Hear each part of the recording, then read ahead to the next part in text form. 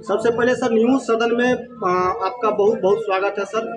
और खनन माफिया का मनोबल अब चरम सीमा पर है, चाहे दिन हो या रात हो, रात का उजाला हो या दिन हो, कभी भी वो खनन करने से बाज नहीं मान रहे हैं। वो धड़ल्ले से खनन कर रहे हैं सर। आप एक जनप्रतिनिधि हैं और क्या इस पर कुछ आवाज उठा रहे हैं? देखिए, सबसे पहले तो आपको धन्यवाद दें न्यूज़ सदन तक कि आपने जन समस्याओं को उठाया है। और इसमें सबसे गंभीर बात ये है कि प्रशासन की भूमिका अवैध खनन या खनन का जो भी मामला है उसमें प्रशासन की भूमिका को देखा जाना चाहिए।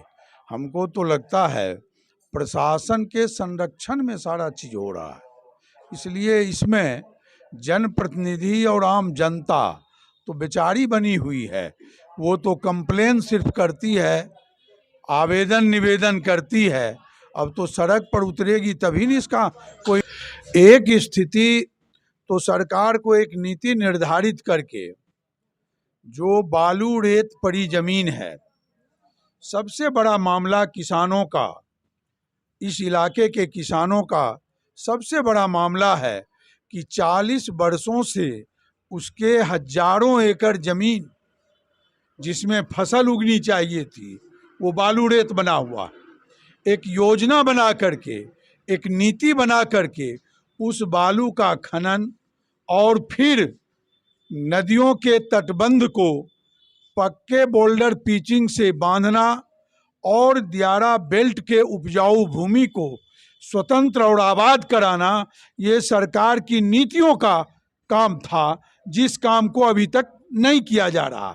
उससे जुड़ा और भी मामला है कि इस इलाके की हजारों एकड़ जमीन पिछले 40 वर्षों से बंजर बना हुआ है, वो उत्पादन नहीं दे रहा है। उसके क्षतिपूर्ति का जो सरकारी नियम है कि एक फसल का क्षतिपूर्ति, और ये दोनों फसल यहाँ नहीं मिल पा रहा है, इस दोनों फसल का क्षतिपूर्ति कम से कम सालाना 2000 रुपया के हिसाब से प्रति बीघा, जो अगर सरकार क्षतिपूर्ति अपने ही रेट से दे दे तो इस इलाके के किसानों का, जो दियारा बेल्ट के किसान हैं, उनकी बहुत बड़ी भलाई होगी। और उस इलाके के जमीन का जो बालू रेत बना हुआ है उसका वैकल्पिक तुरंत इंतजाम सरकार के नीतिगत के तहत होना है। कटाव और बाढ़ का जो अस्थाई निदान ढूंढा जाना चाहिए।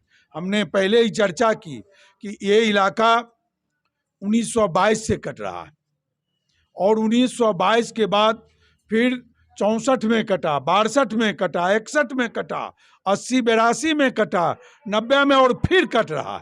यानी कटाव के नाम पर, कटाव रोकने के नाम पर अरबों अरब रुपये निकाले जा चुके हैं, निकल चुके हैं जनता की गाड़ी कमाई का। एक तरफ उतना सरकार के द्वारा मतलब कटाव रोधी काम किया जा रहा है। हाँ। और एक तरफ अवैध खनन, तो कहां से कटाव रुकेगा सर? देखिए, अवैध खनन और कटाव रोकने में दोनों में दो संबंध है। ये कटाव रोकना जल प्रबंधन है और जल प्रबंधन की नीतियां सरकार के पास लक्ष्य विहीन नीतियां हैं। जल प्रबंधन का मतलब गंगा के दोनों तट को नाप करके, निकाल करके, और उसके बीच के भाग को, दोनों किनारों को बोल्डर पिचिंग। क्यों नहीं कटाव होता है पटना में, क्यों नहीं कटाव होता है लखनऊ, ये क्या कहते हैं, कानपुर में?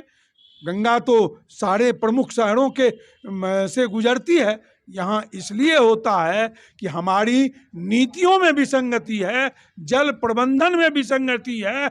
और ये खनन तो एक जनता को तुष्ट करने के लिए हम लोग खनन बोलते हैं। खनन बहुत बड़ा मामला नहीं है कटाव के लिए। कटाव के लिए जब तक जल प्रबंधन की सुनिश्चित व्यवस्था नहीं होगी, कटाव केवल खनन रोकने से नहीं रुक सकता है।